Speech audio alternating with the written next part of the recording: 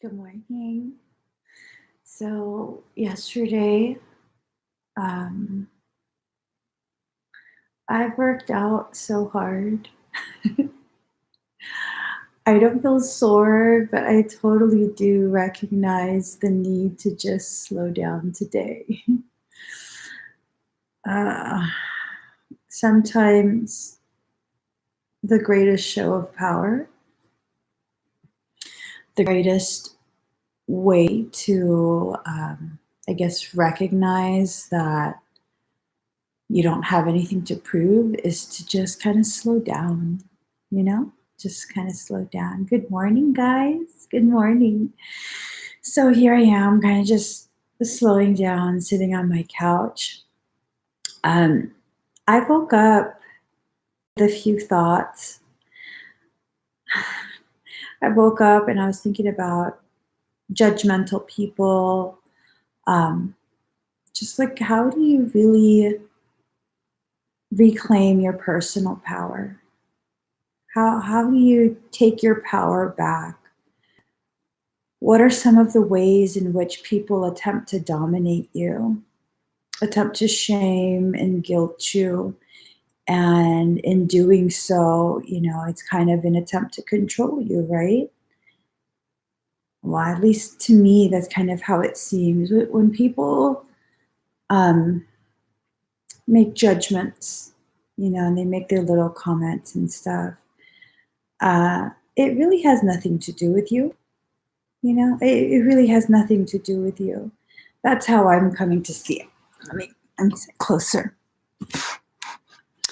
I'm coming to realize it has nothing, absolutely nothing to do with me.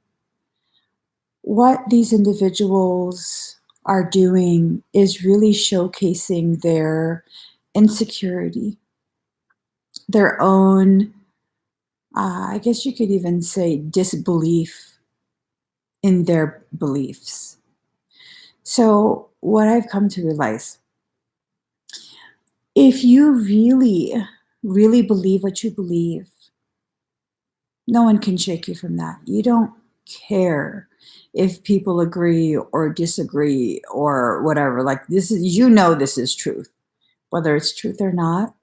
If you believe it to be true, you really commit yourself to that. There's this saying that it's easier to teach someone who believes they don't know anything than it is to convince someone that they're wrong.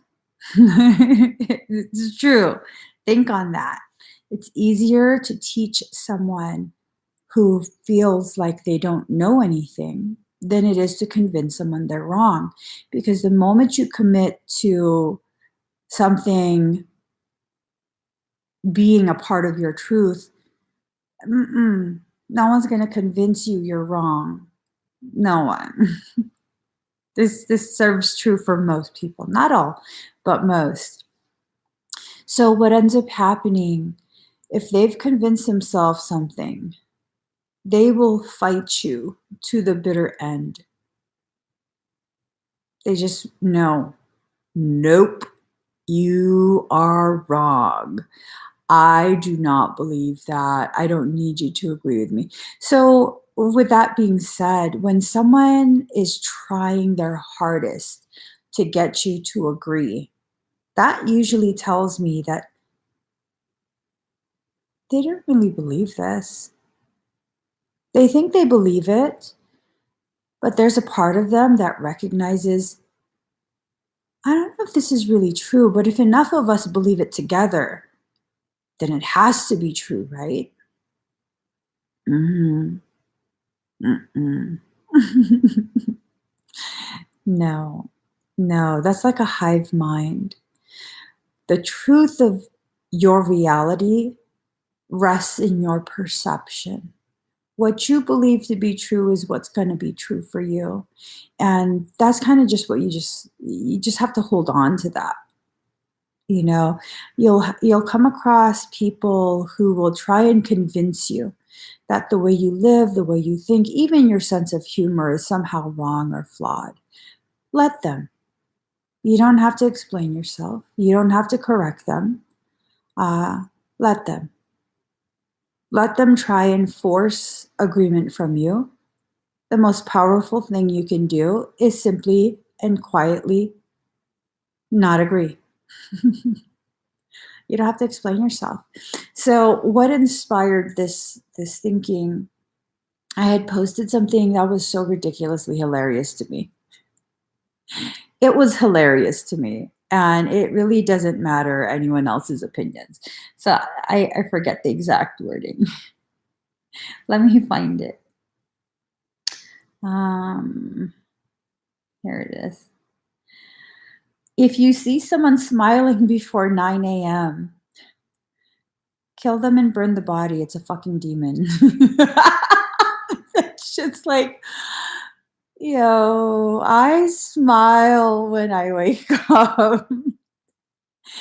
It is very rare for me to not wake up in a good ass mood.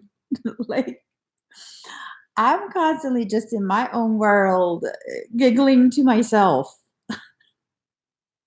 So I found that hilarious because it's like the level of sarcasm is so advanced. It's just advanced sarcasm. It was hilarious. And I'll show you guys. It's just so bluntly put that it's kind of like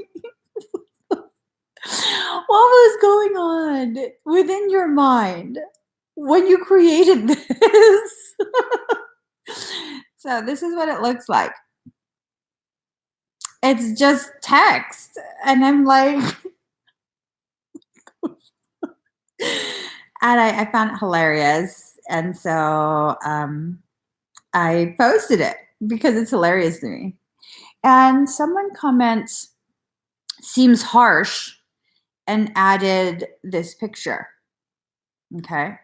This is the picture that's added to their comment. Seems harsh. That seems like such a loaded comment. I was going to respond and I was like, no. I know my heart. I know who I am. I know my sense of humor. I found it hilarious, and that's okay if they think it's harsh. Because when I looked at it further, that comment seems rather manipulative. Okay. It seems like an attempt to dominate, to force agreement, while hiding behind the imagery of childhood innocence. That's very manipulative. Very, very manipulative.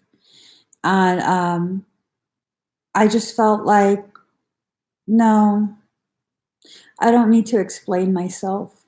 Whether anyone got the joke or not, whether anyone understood the irony of the fact that I posted that and I'm a person who smiles first thing in the morning. I laugh first thing in the morning. I make it a point to start my day in an enjoyable way. I don't need to explain any of that.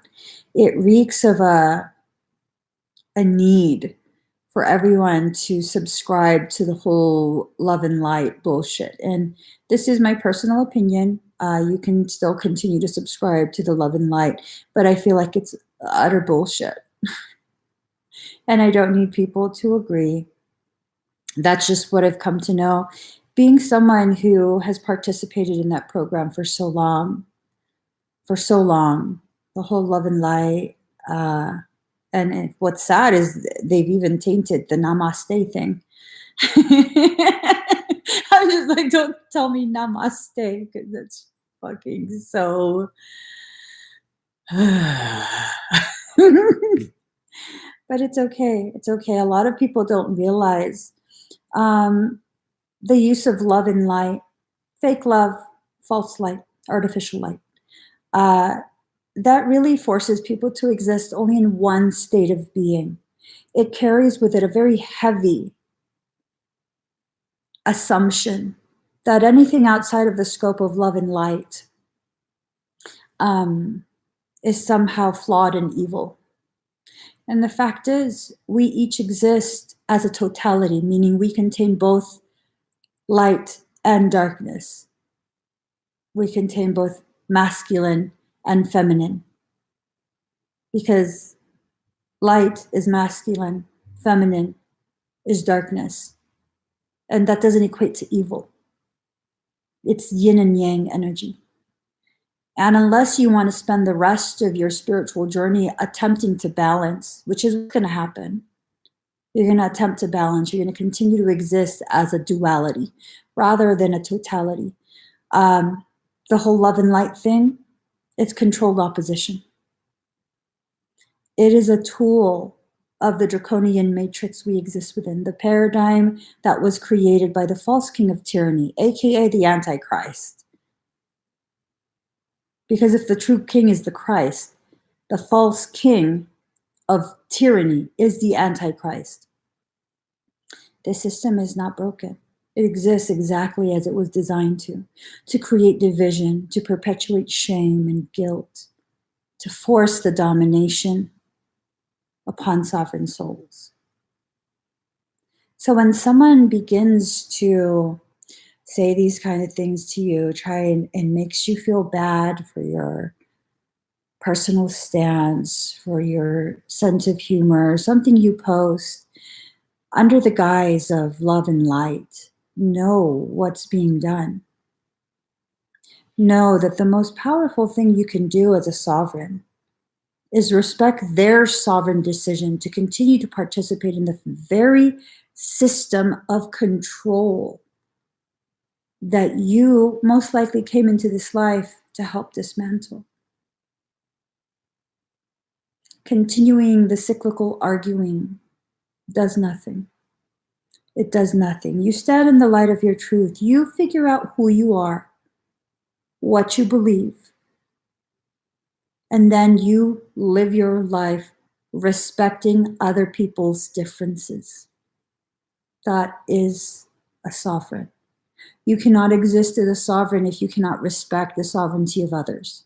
That's a fact. That is what it is. You cannot claim you are a sovereign and then expect to be able to dominate other people, to force agreement. That is not sovereignty. It's just not. And there will be people who are not secure in who they are, who don't truly understand what it is they believe. And they will attempt to dominate you. And you don't hold that against them because they don't know any better. Because they haven't reached a point of recognition of what it is they're participating in. So you can offer to exchange, to share personal ideas.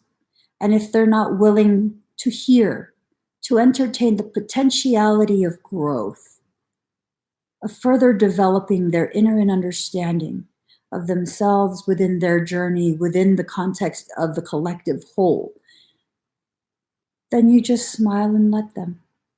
Because true love does not serve as a cage. True love is a dissolution of that cage, the invitation to fly. So when people say love and light, but they need you to conform, to exist within a mental, societal, emotional, and spiritual cage, gilded cage, but still a cage, that's not love. If we need to call that love, that's narcissistic love. How do we feel about narcissists? Who are the primary targets of narcissists? And this is not to say all narcissists are evil. And if we're going to be truly honest with ourselves, every single last one of us have narcissistic tendencies at some point in our life. Every single last one of us. Because the premise of self-love is actually a balanced, healthy narcissism.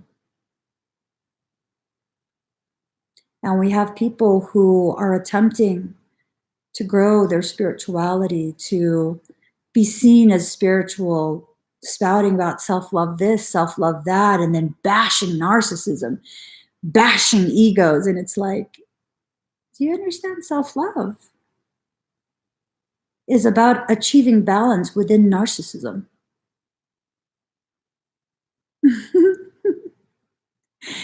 So the very construct of the whole spiritual movement is just one big oxymoron. It's the juxtaposition of two things and trying to get people to subscribe to one thing while at the same time shaming them for participating in it. Yeah. Oh, you can't eat meat or you're not love and light. I'm not love and light. I'm a totality. I'm a totality. I'm full of darkness and despair at times. And it's that very dark despair that really gives clarity, gravity, weight to my light. It's because of that darkness within me that I understand the gravity of who and what I am, what I offer to any table I sit at. It's because I've gone through things that have caused me to really dig a deep, deep hole and wallow in it for years on end that I understand why there's a need for someone like me to exist. And when you begin to understand why there is a need for someone like you to exist, without adding in anything about the need for you is more important than the need for anyone else, this is when you begin to really step into your truth, really step into your power, really understand the gravity of what self-love actually is. I mean, it's not what we say it is. Self-love, it's not what we say it is. It really isn't. We're taught that self-love is about pampering yourself, it's basically like energetic self-medication, overdosing on this belief of fluffiness and rainbows and butterflies and unicorns and shunning anything and everything that's not a raw, visceral truth. No. Mm-mm. I am who I am. I am what I am. A being that's dancing between my light and dark. That's exactly what I am. I dance between my light and my dark. I am not stagnant. I am a dynamic energy. And for any given circumstance, I trust my soul and my heart to be able to decide in what ratio that light and darkness is to be expressed. Sometimes you will see me soft. Sometimes I will need to become firm and rigid, show aggression. And it really depends on what the circumstance is, because life is not cookie cutter. The truth is, life is not cookie cutter. And if you think you're going to master life, if you think you're going to be able to figure out the proper response for every circumstance, it reminds me of, and this is not to talk bad about anyone's occupation, but it reminds me of a call center where they have that binder. If client says this, go to page blah, blah, blah, and they have a list of responses. They do that because they want to retain the customer. Are you just trying to retain another participant within this paradigm of control? And to think you can master life by creating a life of numbers, life lived by numbers, by squares. Just put it in that box and put it in that box and keep everything nice and tidy. That's not living. And someone made a very innocent comment. I was exchanging words with another person, not negatively, we weren't arguing, but they had made the comment of, and if you can recognize, if you can learn how to master the response for everything in life, you'll have mastered life. And it felt almost childish because, on my part, because my initial response, my initial reaction, I remember reading that and I shook my head no. I felt like such a child. But I don't want to master life. But I don't want to take a bath right now. I really truly felt like a child. I was like, I don't want to master life. I want to live it. And I had to sit there for a few minutes and I was like, where did that come from? Who doesn't want to master life? I mean, isn't the goal of spirituality to become like that of an ascended master? And I had to sit on that for a while. And finally, I responded, but I don't want to master life. I want to live it. And if we look at the ascended masters, they're ascended because of the fact that they lived their existence in its totality, without restrictions, without shame, without fear. They just lived. And in that living, in that truly feeling and being present, we as witnesses then gave them that title. I mean, let that sink in. Let that sink in. You aren't really what you say you are. You are what people perceive you to be.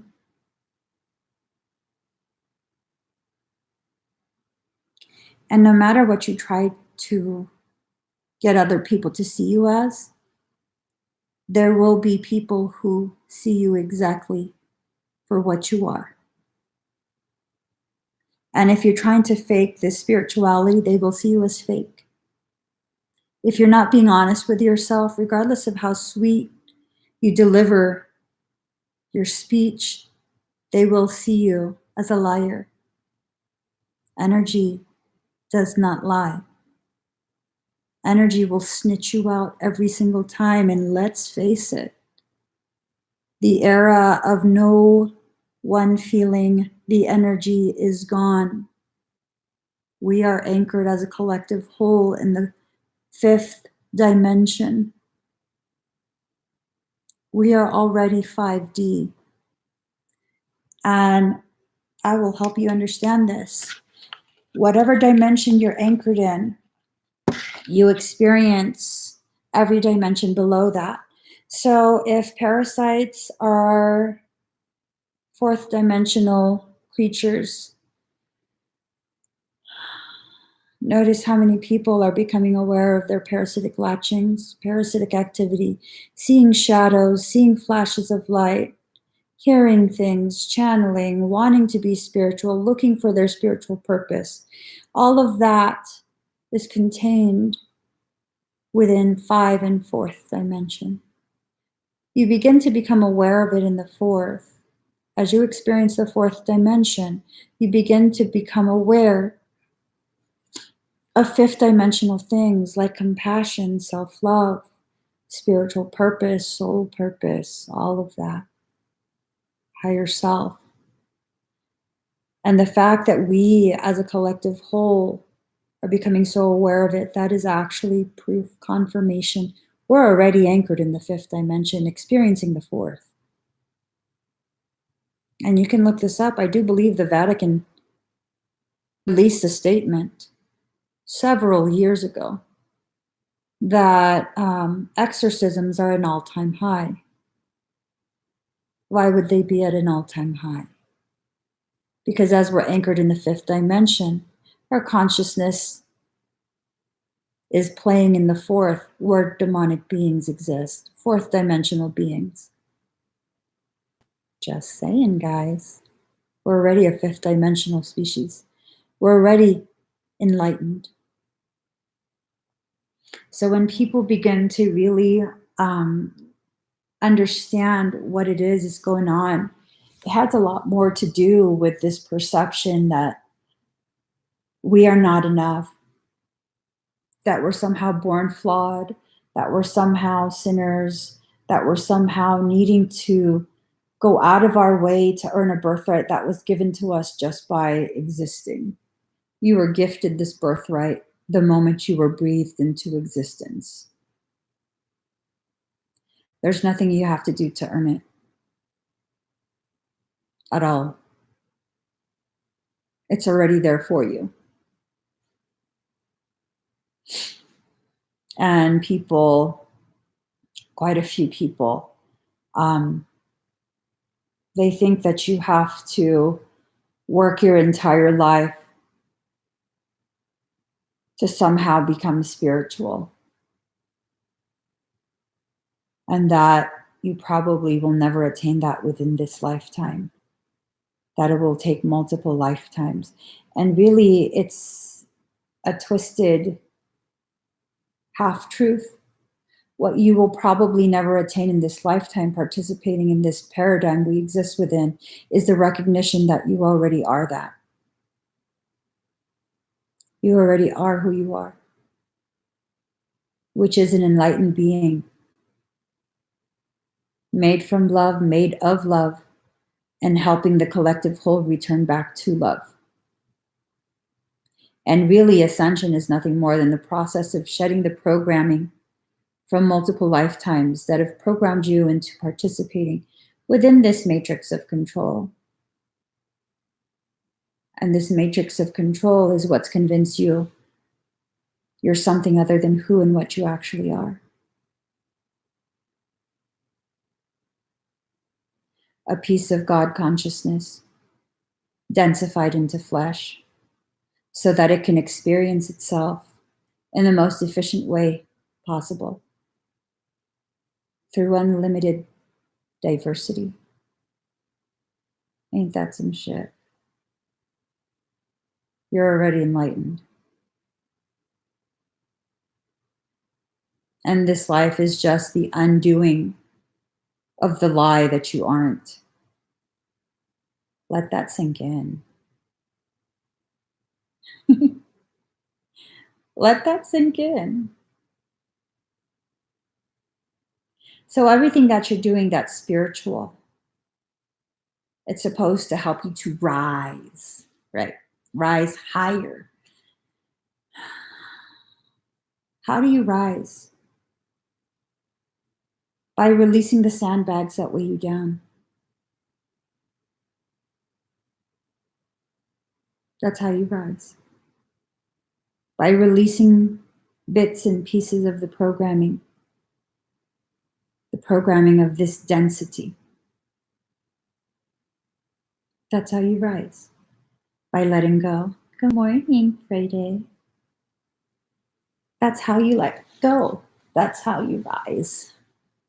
You just let go. It's not something that's hard.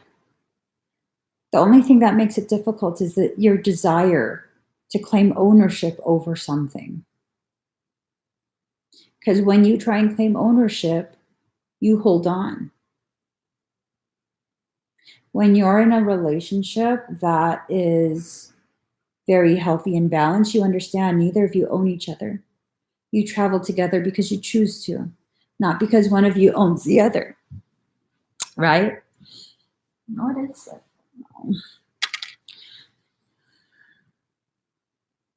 But when you love fully and completely, when your love is something that helps the other to heal, it helps them to free themselves, to be themselves, there's no ownership in that.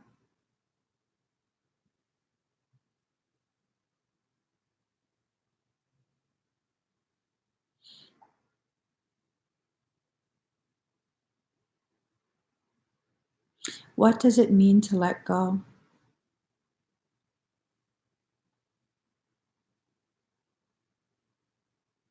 It means opening your hand. It means not being afraid to allow things to slip through your fingers, because in that courage of opening your hand, you open yourself to receive. That's my personal opinion of what it means to let go. It's that simple. You just open up your hand. Allow yourself to receive what is rightfully yours. Abundance in all its forms. Understanding in all its forms and layers and levels and angles and spins. It's just an opening of the hand. We are such an intelligent consciousness that when things are put in such a simple way, we have a tendency to overcomplicate them because we're so used to this belief that the solution is always a complicated one. The problem isn't even complicated. Why should the solution be? The problem is very simple. Our refusal to see what the problem actually is what's complicated. That's what complicates everything. Because we refuse to see what's actually going on. We refuse to stand in the light of our own truth. And, the truth is kind of like the sun.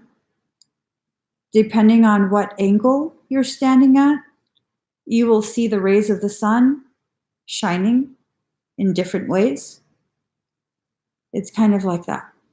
So the way I see the truth is going to be very different from the way someone standing at a different angle, elevation, and eyesight is going to see the truth. What are you guys writing?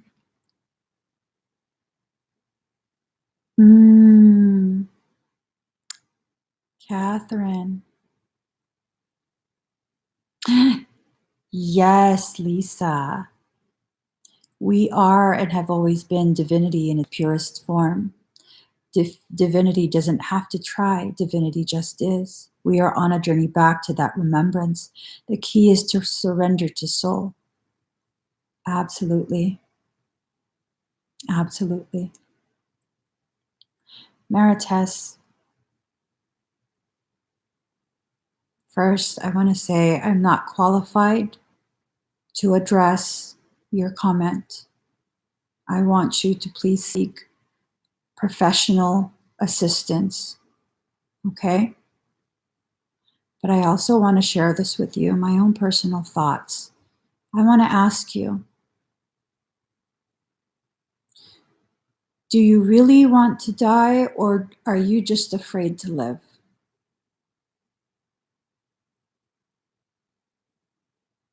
Which one is it?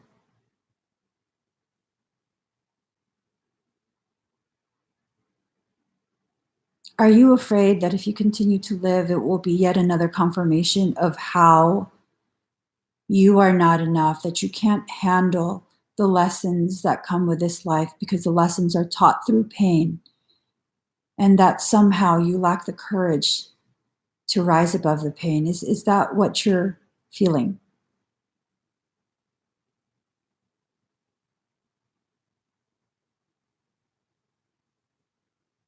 So then live. You have nothing left to lose. So then live.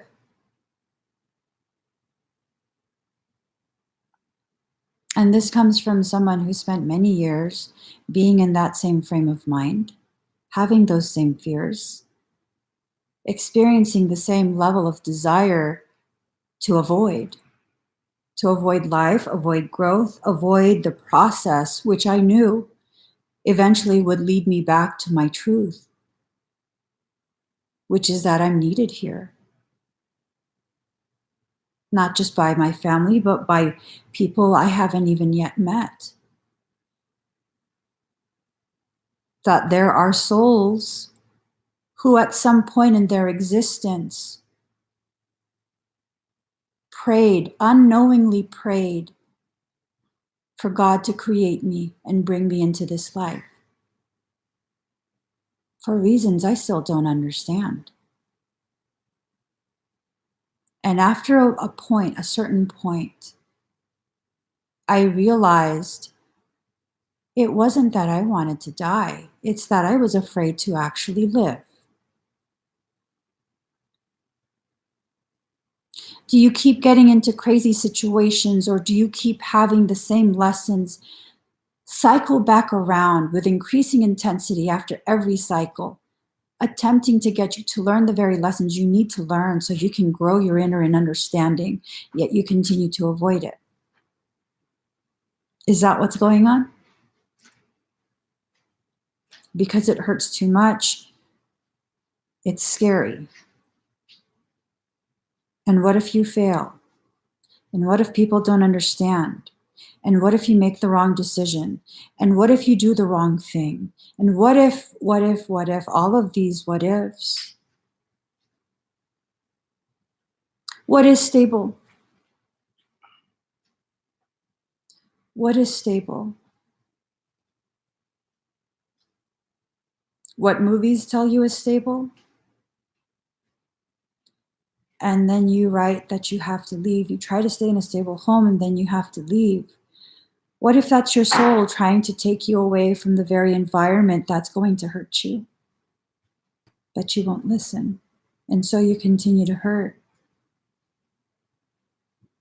And I tell you, I've been on that same path because for a period,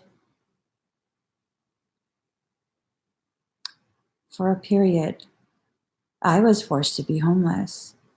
I was forced to continue to leave and travel and travel and travel and travel and travel until I was so exhausted of traveling that my desire to fight the will of my soul was completely used up.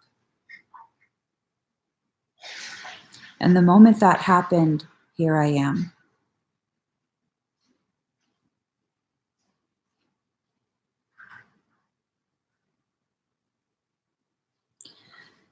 There's a lot of things that go on within the lessons that soul tries to teach us that's very difficult for a human mind, a human ego to comprehend.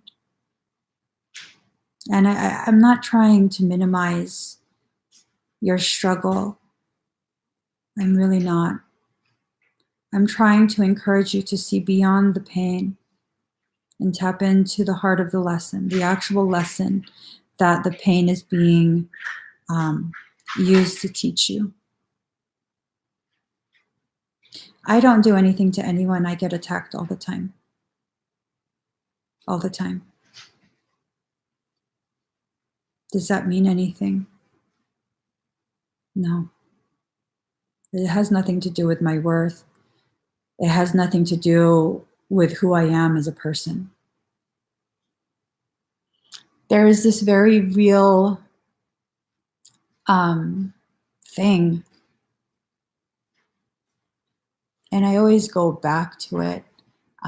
Someone that I knew when I was 18, because I was getting attacked a lot at 18 by legit demonic things.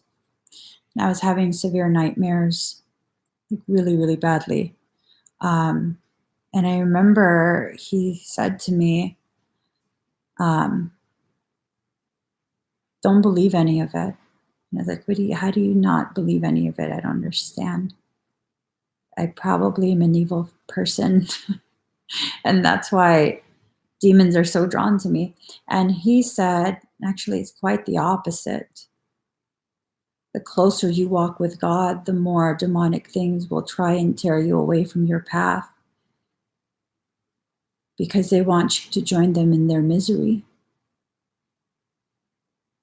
in their misconstrued belief that they are somehow separate from God. And it's the jealousy. They don't want you to walk with God. And it was just like, so you're saying it's the opposite of what I think? I'm not actually evil? And it actually took me far more years to fully comprehend, because my level of denial and avoidance, I convinced myself that, you know what, I think you're evil. Not even joking. Ended up breaking up with him. No, you're just weird and you're probably evil. You're probably a demon. Don't call me no more. I'm not joking. Like, you need to go. Just don't, I don't want anything to do with you. Down to where I convinced myself that the dreams I was having, I went and bought myself a dream dictionary. Okay. I went and bought myself a dream dictionary and I was like, okay, there is a tower in my dream. And that in the dream dictionary, it says that that's because you are in a very unhappy relationship. And I really convinced myself of these things. And it was just like years later, like, damn, that poor guy actually knew what he was talking about. Like, wow. Zika and Fina, if you're done, get off this live. That's very simple. It's very simple.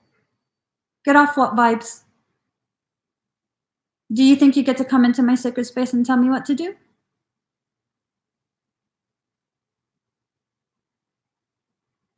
No, right? Recognize how disrespectful you're being right now, that you are working the angle of a demon right now. The demonic ones, I will speak about them if I want. They have no power over me or my space. They recognize their place within my journey. They serve to grow me through challenge, nothing more. They are not above me. So I have no fear of them. And speaking of them does nothing but give me clarity on things I lived through before when I still did exist in fear. When people like you still shamed me into believing that I was crazy and making this shit up. So don't you come in my sacred space and try and disrespect me like that, thinking I will accept it, because I will not. I will not. You will not disrespect me in my sacred space.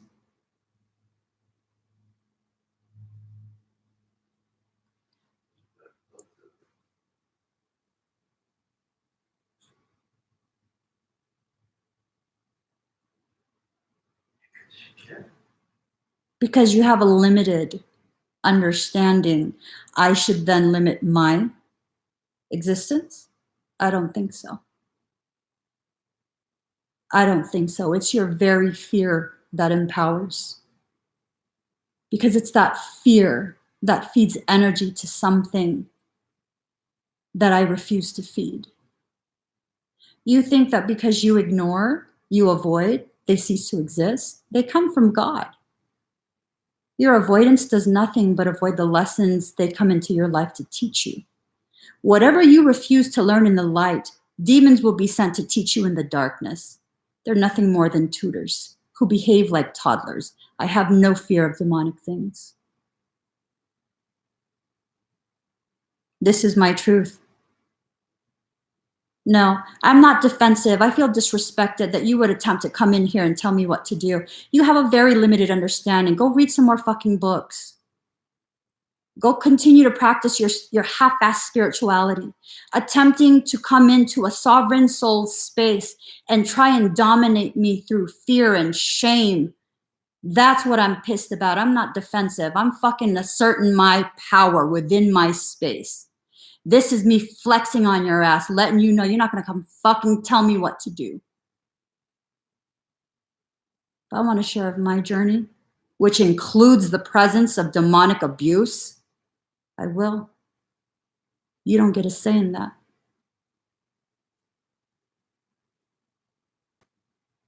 Maritas, this is what you need to do with your life. Have no apologies. If you need to eat, you eat. If your soul asks you to walk away, walk away. You'll gain the understanding as you walk. Don't be afraid to live. Don't be afraid to live. All of us eventually die. All of us. Regardless of what you do or don't do. Can you remove the Zika person? Yeah. They're not here to understand. They're not here to exchange thoughts. They're here to attempt to dominate, and that's not going to be allowed. You guys, I don't need you to agree with me. It's perfectly okay for you to state your disagreements, your personal disagreements with my personal beliefs. This space is a sacred space where we can share our thoughts, but it's a whole nother thing when you attempt to tell someone else that your view is the view. That's demonic by definition. That is demonic. And I have no fear of demons. There is this misconception, this assumption that my job is a tarot reader. I am not a tarot reader. I do that for fun.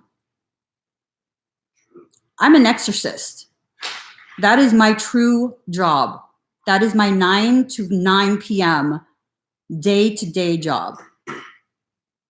90% of my work are exorcisms. So I think I have some idea of how demonic things function, and that's demonic behavior. But Maritas, we all at some point will die. No one gets off of this earth alive. Death is guaranteed. Have the courage to live, to truly be present, to truly allow yourself to experience the struggles that you experience with no fear, just an understanding that something is being taught to me. I don't understand what it is yet. But when I'm ready, my soul will help me to understand. And if I can't understand these lessons on my own, my soul will bring me the very people who will help me further the development of my inner and understanding. There's nothing to fear in this life. Everything that's brought to you is brought to you to grow you, whether it be individuals, whether it be challenges, whether it be demonic things. Everything is brought to you to grow you. Everything. That's how so very loved you are. Everything that you need to grow, to live, truly live. Not a life like in the movies where you have, luxury and all of that's not actually truly living. And it's not to say that people who live in luxury aren't capable of truly living within themselves. But when we think that our life is somehow a failure unless we have material things to show our worth, that's not living. It's not living. And maybe your soul is just asking you to live, to not be afraid, to trust it enough to be able to provide for you, to love you in the way you deserve. You know what I'm saying?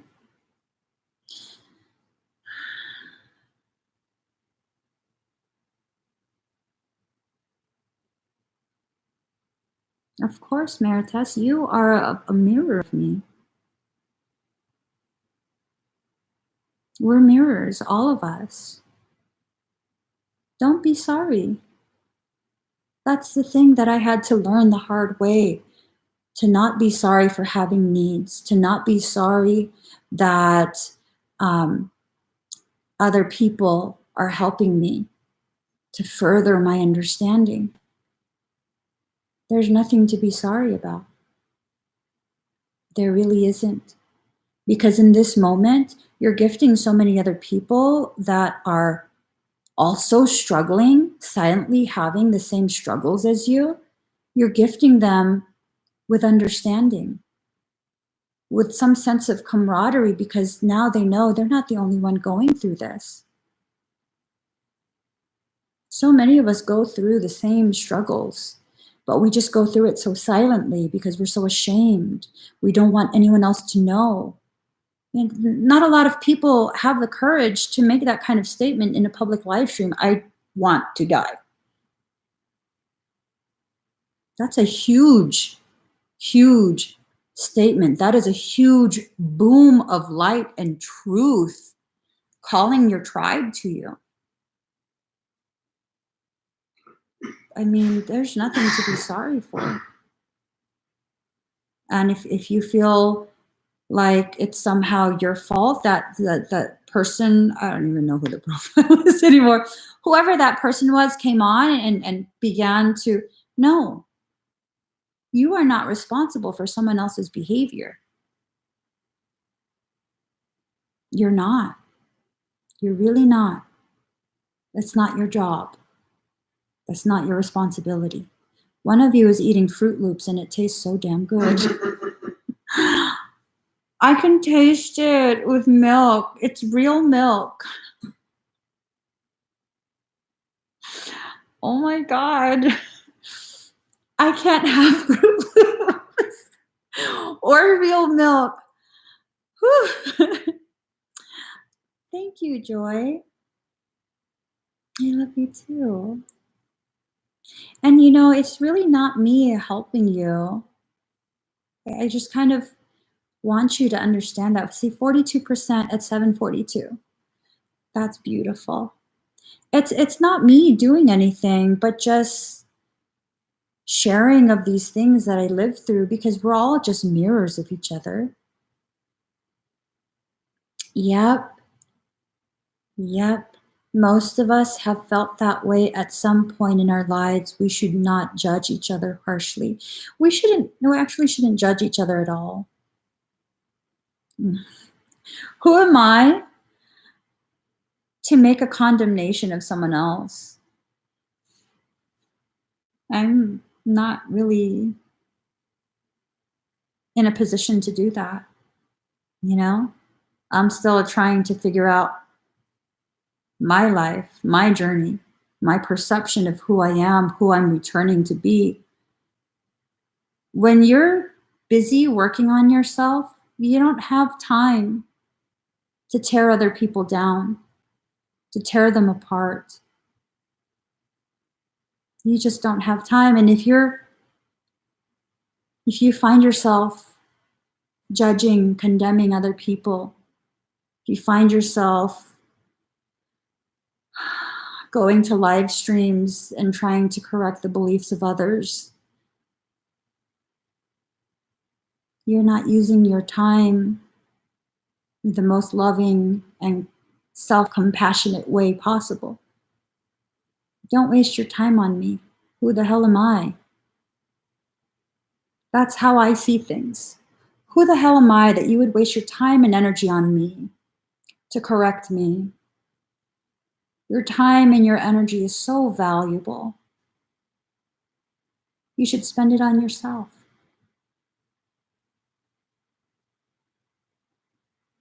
Right? Focus on yourself.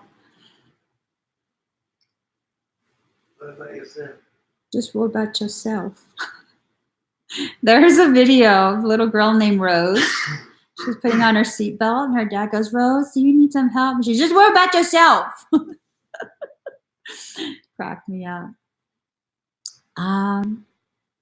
Merit Hess says, "I need to learn to be self-compassionate." That's a long journey in the making. You're actually on it already. You're on it already. Be patient with yourself.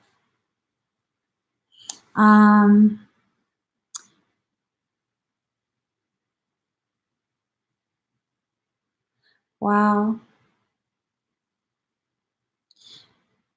Yeah, I don't know if people troll or not, but when things like taking their own life come up, it's important for us to just kind of pause and,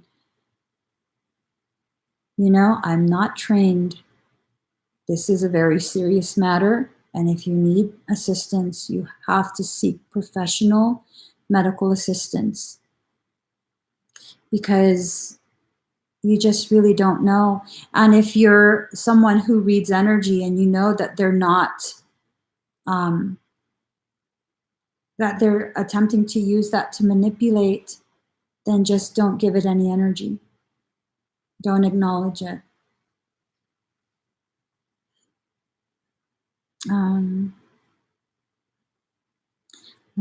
Yeah, some do for attention, but one of the most effective ways to help someone learn about attention seeking is to not give the attention. I have hella kids.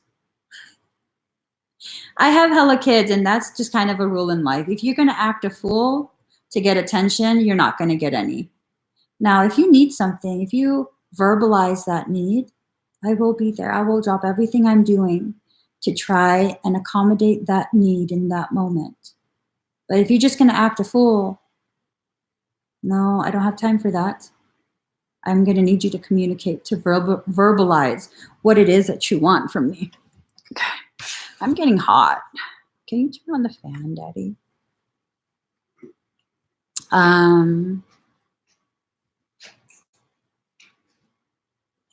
Yeah, I think because I was once there as well, I don't take those things lightly. I really don't. But again, I'm not professionally trained. I don't know psychology enough to assist in a way that would make me feel as though I can take on the responsibility. But I can definitely share thoughts while I encourage you to see someone who does know what they're doing, who is trained for this. Yeah, Maritas, I think, and this is just my personal thoughts, I think you just became afraid of the journey to return back to your greatness. I think there's a huge part of you that recognizes the gravity of who and what you are. And it's scary. It's definitely scary, especially when you exist in a state of, or a level of perfectionism. I think you struggle with perfectionism. I struggle with perfectionism as well. And when you struggle with perfectionism, unless you know for sure, you tend to not want to. It tends to be crippling. Yeah. It's a lot of work that has to be done to get that perfectionism in a more manageable state. And I recognized once I was able to address my perfectionism, because it was really crippling, really, really crippling, I became less and less suicidal. Yeah. So, we can't exactly just put it all on demonic things like, oh, a demon's influencing you. The seed has to already exist in order for a parasitic presence to water it. So, I've said before, like a parasite can't suddenly come up and make you a violent person if you don't already have a seed of that within you. It can only exacerbate, amplify these characteristics that are already within you but deeply hidden. Yeah.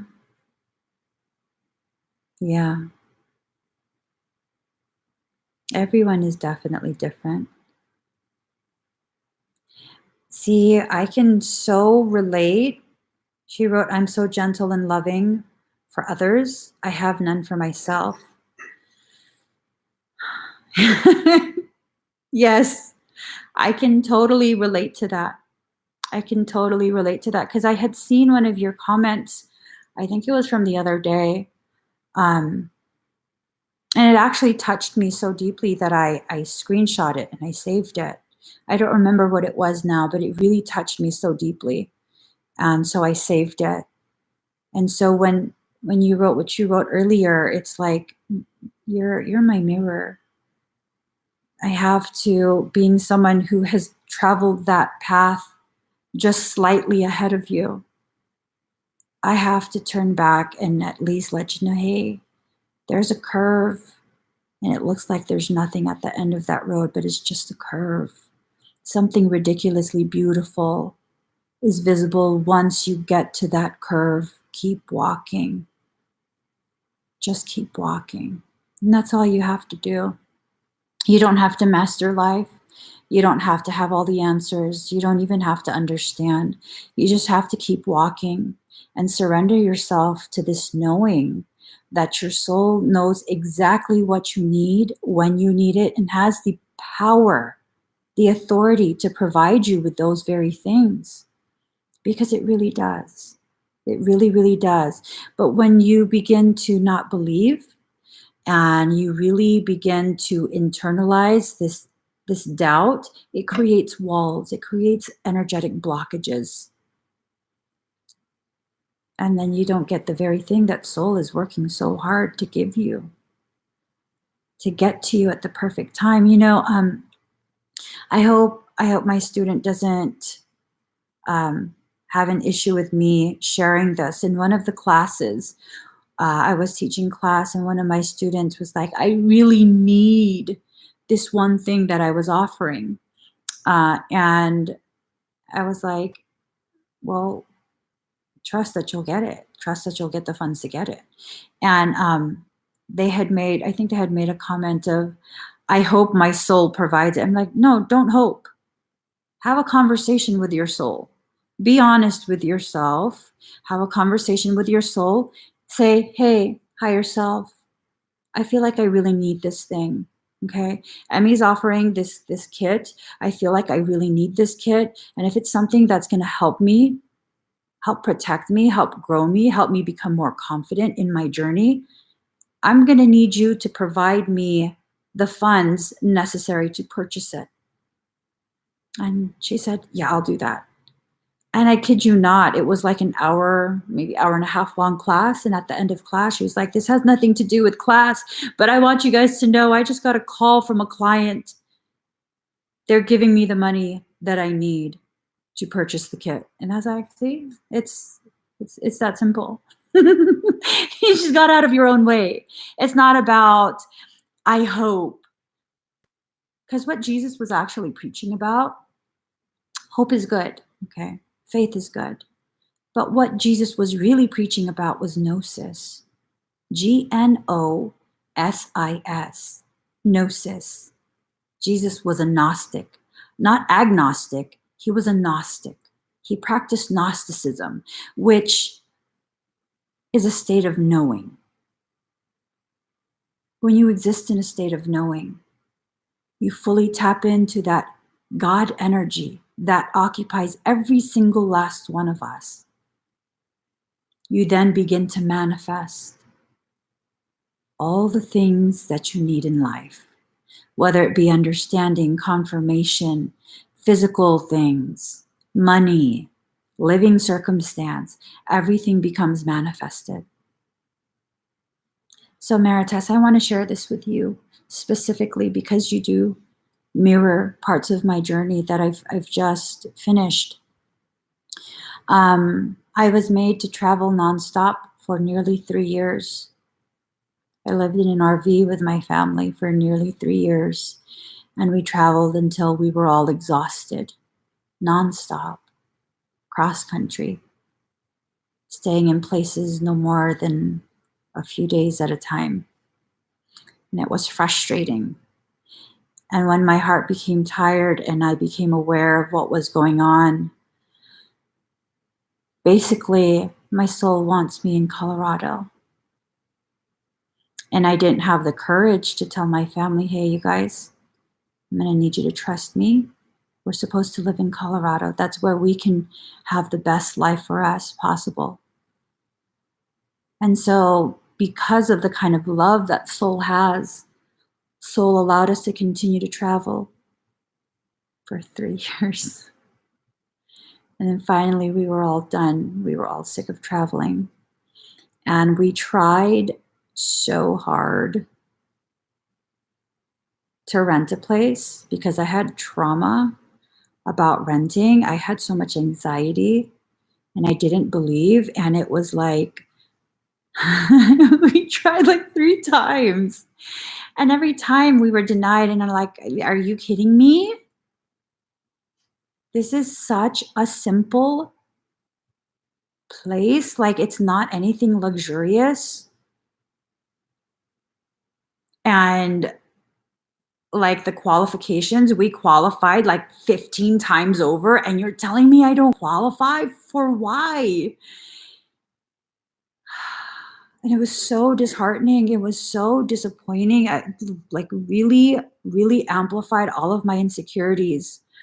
And then finally, we returned back to Colorado because we were trying to rent in a different state.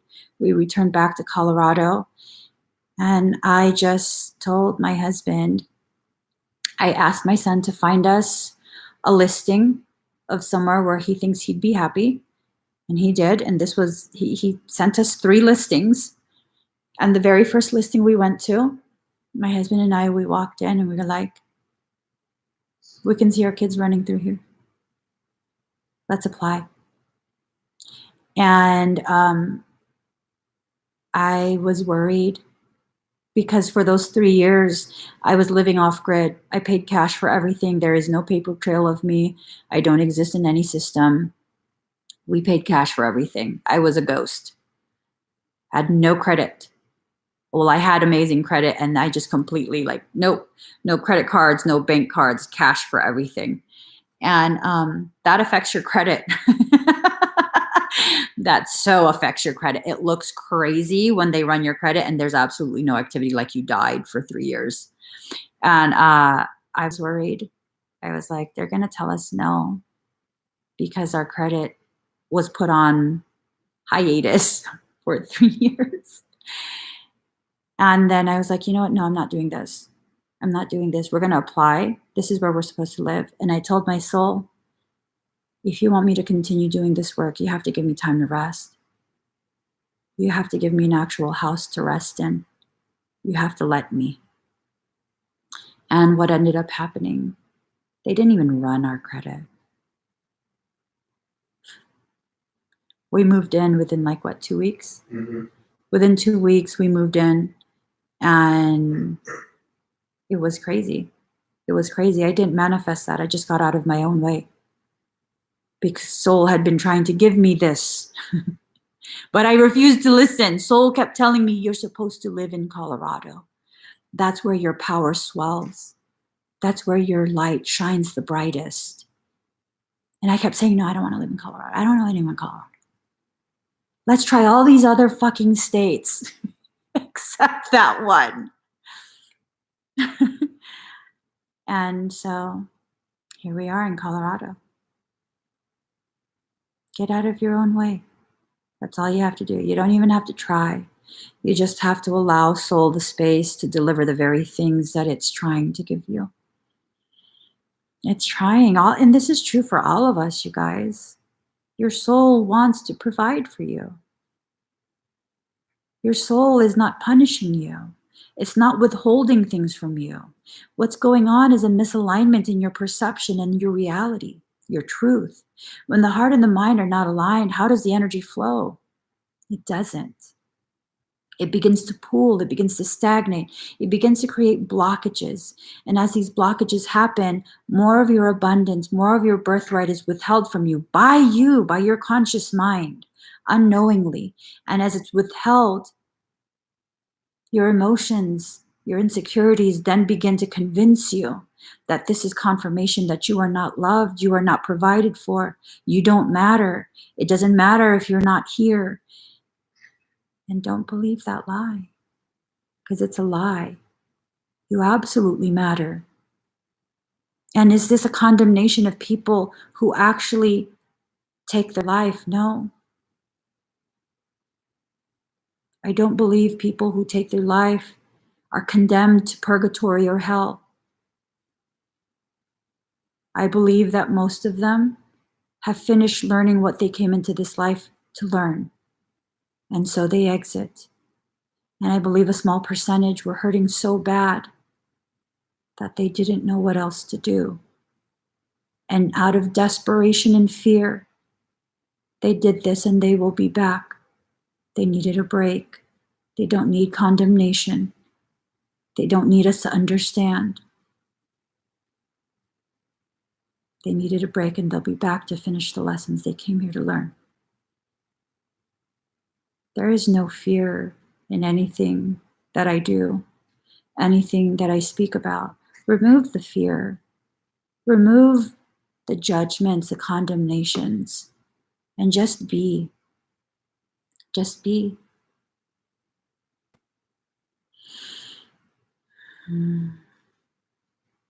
Definitely just be. No, girl, I am you. I am you. Seriously. Every single one of you. The things that you go through that you think no one else has experienced, I probably have experienced it. I probably have felt whatever it was you were feeling at some point in my life. This is why I am who I am. And for a time, I really felt as though I was being punished, that for whatever reason, I must have did something really fucked up in a previous life. And that's why it's just fucked up shit happens to me nonstop. And then I became bitter because it's like, I'm a fucking good person, dude. All I do is help people. Why? Why? All I do is help people. I don't even want acknowledgement. I just help people. And then I quietly disappear. Why? And then I realized one day I finally came to that understanding because I was so exhausted, I couldn't fight myself any further. And it was in that exhaustion that I finally fully submitted to freaking understanding. I had to go through everything that I go through so I can understand and better help you understand. Because I serve as a template for understanding, for growth, for self-healing, for self-loving, for transcendence. Just as a template. That's it. Not to tell you how to do anything, but to allow you to witness me sharing of my experiences and my thoughts on my experiences so that maybe one of my puzzle pieces will fit your puzzle. And you'll see a bigger picture. And you'll understand. And it's not really for me to decide when you need to understand, how you need to understand, but to just sit here and be, and let you decide for yourself. Love you in such a way that frees you to decide for yourself what of me and my sharing you will take in and allow to expand your understanding of yourself. And that alone is like, wow, I'm able to do that, to help you understand something that I don't even know if I fully understand for myself. But let me just go ahead and have a moment of bravery and just share this. Just share this. Because really, courage is not a lack of fear. Courage is committing to whatever it is you need to do, even in the presence of it. So now I'm really further developing my understanding of myself. And you guys, if it weren't for the fact that I'm so motherfucking stubborn, what you laughing for? I am so fucking stubborn. It's ridiculous. And most of my life, I was made to feel ashamed of that. The things about me that I was made to feel ashamed for, turns out are the very things that help me to access the truth of my personal power. Just let that sink in, guys. Just let that sink in.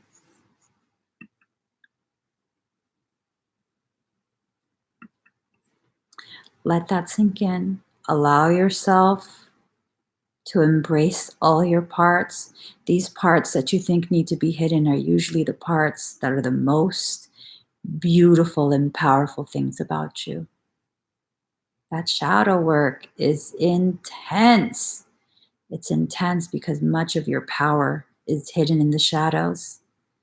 The only things that society, family, religion, everything, the only things that those programs allow and celebrate are the things that force you to conform.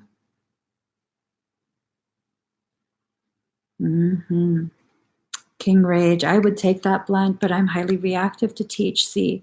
Now, if you have some CBD, CBC, CBG, any other cannabinoid outside of THC, I will gladly accept.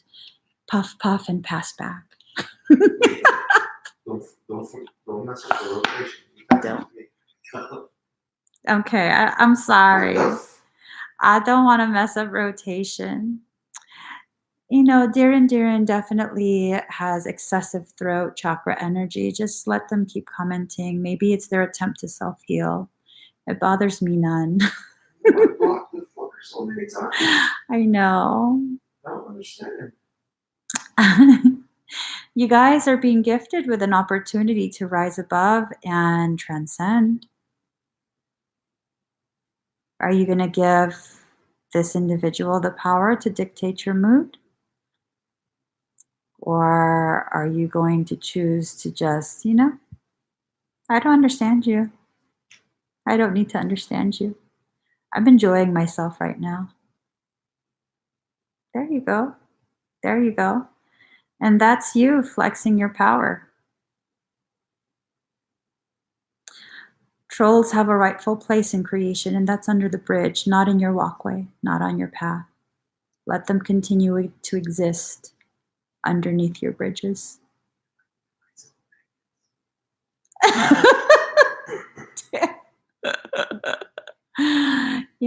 I'm just saying. Someone wants attention. Get attention as a child. They want attention. And just like I told you guys earlier, when my children act a fool to get attention, they don't get it. But when they verbalize their needs, when they communicate, they know that's when mommy will understand. That's when daddy will understand.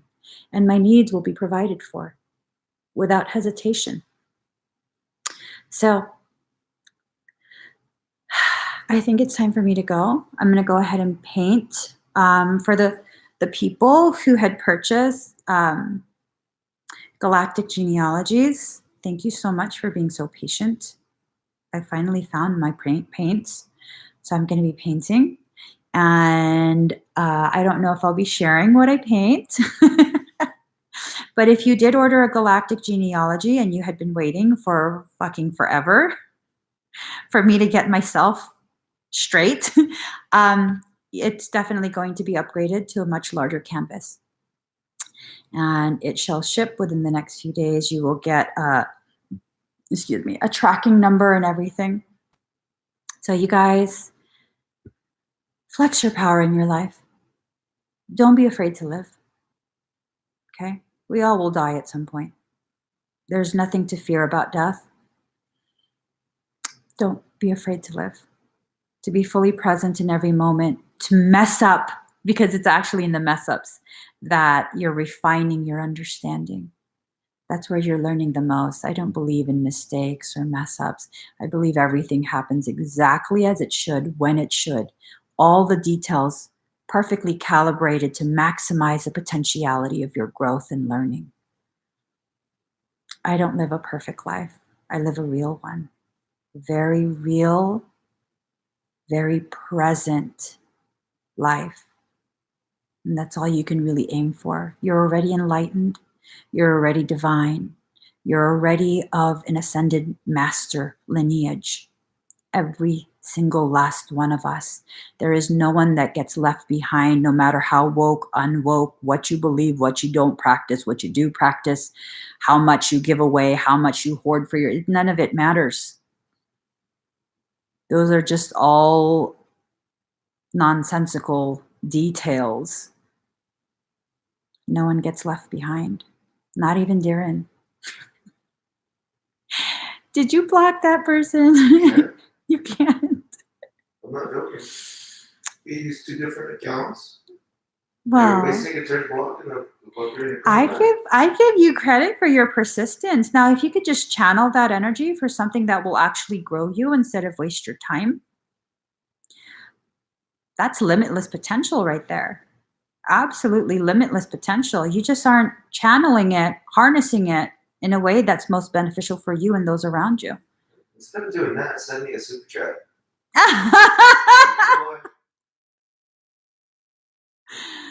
You guys, I gotta go paint. I love you guys. Thank you for sharing this space with me. Thank you for being so open to hearing me share of myself, my truths, my perceptions. I definitely don't know any more than any of you. I'm just sharing what I've lived through and my perception of that experience. We're all shoulder to shoulder in this. No one is on a pedestal. No one is in a hole. We are all standing shoulder to shoulder, walking each other home. Okay. So please give this video a thumbs up. Please do subscribe. Please do turn on that notification bell. Please do allow yourself to recognize the greatness that you are. I see it in you. It's time you see it in yourself as well. Have a beautiful, beautiful day, guys. Bye.